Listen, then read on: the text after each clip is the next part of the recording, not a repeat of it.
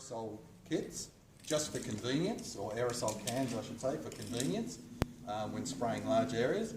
Up until now, basically what I've always done is the aerosol, I have a bowl with some hot water, just warm it up. And again, when you do warm your cans up, just makes it just like a coffee cup warm, you know, it's just warm, not boiling hot, but just so the can feels warm.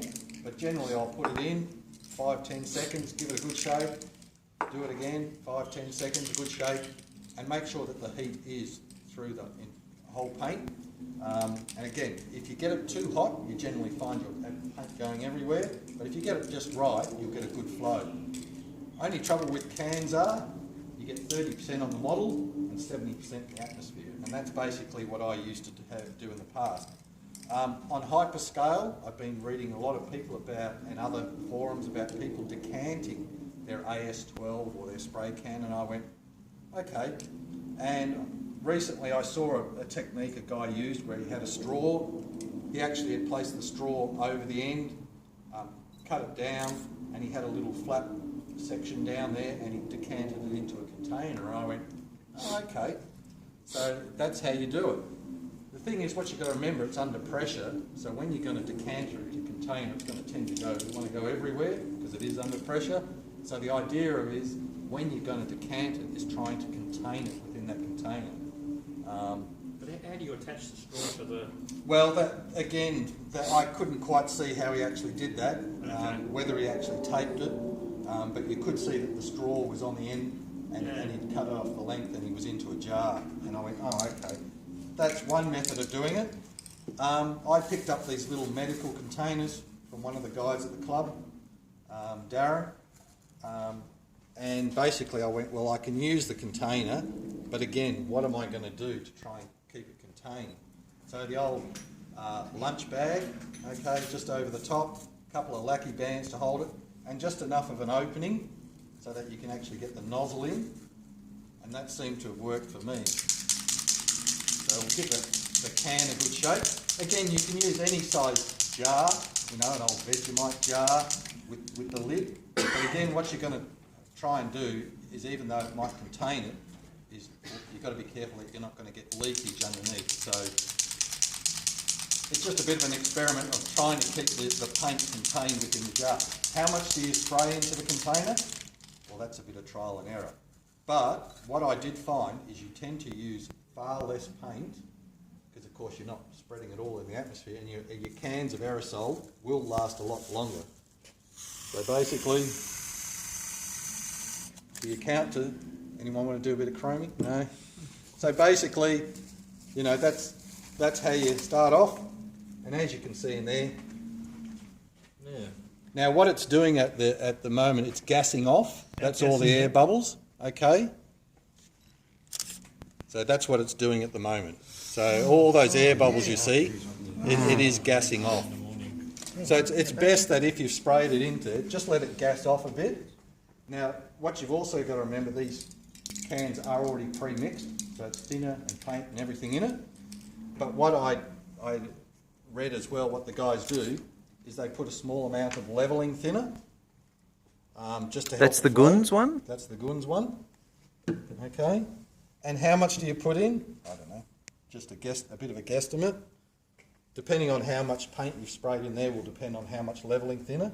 But what you can see then, the gassing off stops once you put your levelling thinner in, and you've got, it might look very thin, and basically that's what I did with the Meteor.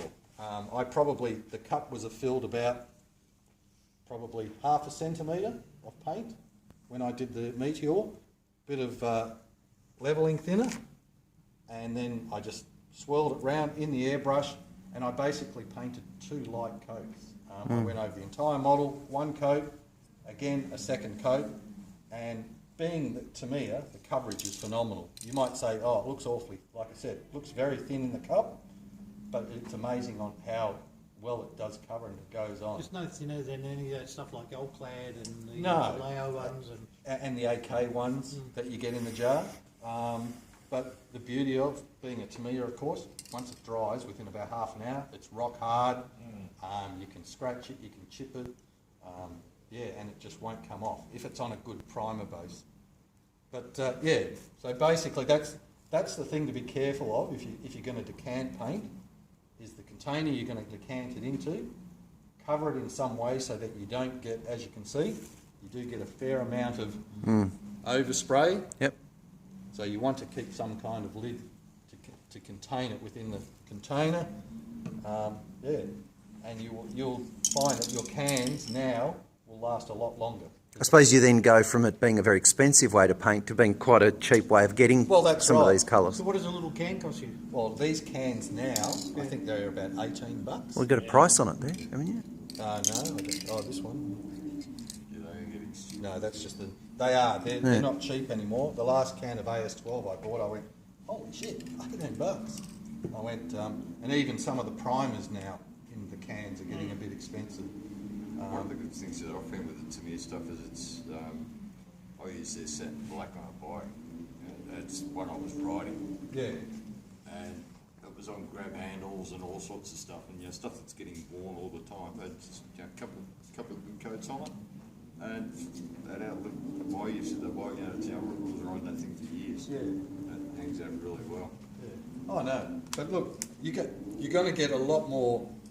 How would you say, coverage out of your aerosol cans by decanting, and now that I've kind of experimented with it myself, that's something I will definitely be doing in the future, is decanting from the aerosol can, mixing it and spraying it.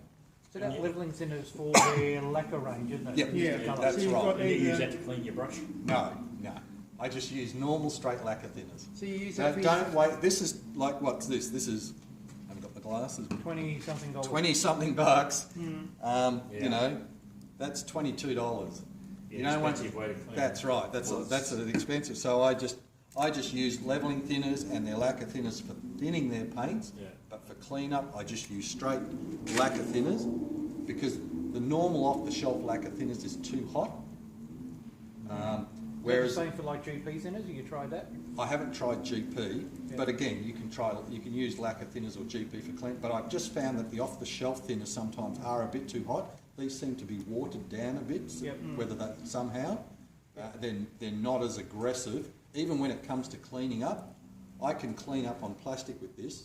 If I use normal lacquer thinners, it's like glue, like MEK. It really starts to destroy the plastic. Yeah.